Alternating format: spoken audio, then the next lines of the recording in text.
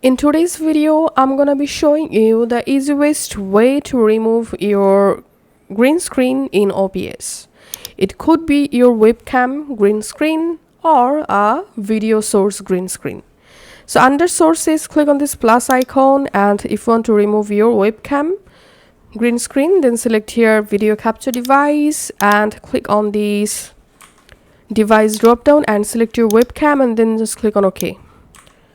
Once your green screen successfully added to your OBS Studio, then just select the webcam or media source and select filters.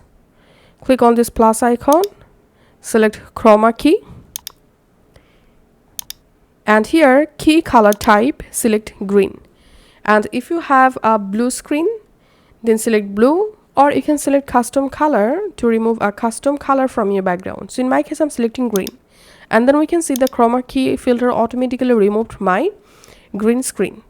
Now you can just adjust these settings, then click on close, and that's how you can actually remove green screen in OBS. Thanks for watching.